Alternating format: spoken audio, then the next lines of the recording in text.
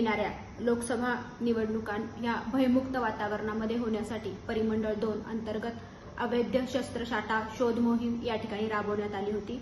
सदर मोहीम ही 16 मार्च ते 30 एप्रिल या 1.5 महिन्याच्या कालावधीमध्ये या ठिकाणी राबवण्यात आली होती। सदर मोहिमेमध्ये दोन्ही विभाग, अंबड विभाग आणि नाशिक रोड विभाग यामधील अधिकारी, कर्मचारी, डीबी स्टाफ तसेच गुन्हे शोध पथकातील विशेष पथक यांनी देखील या ठिकाणी सहभाग नोंदवला होता।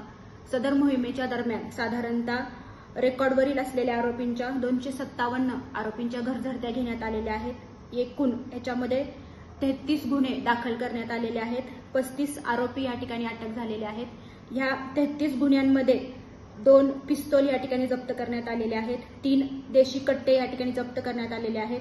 कोयते 18 जप्त करण्यात आलेले आहेत। तलवारी 9 जप्त करण्यात आलेल्या आहेत आणि चाकू 3 जप्त करण्यात आलेले आहेत। सदर कारवाई ही माननीय पोलीस आयुक्त संदीप कर्णिक सर यांच्या मार्गदर्शनाखाली परिमंडळ 2 अंतर्गत आगामी येणाऱ्या लोकसभेच्या अनुषंगाने करण्यात आलेली आहे। सदर कारवाई भविष्यामध्ये देखील अशीच सुरू राहणार आहे।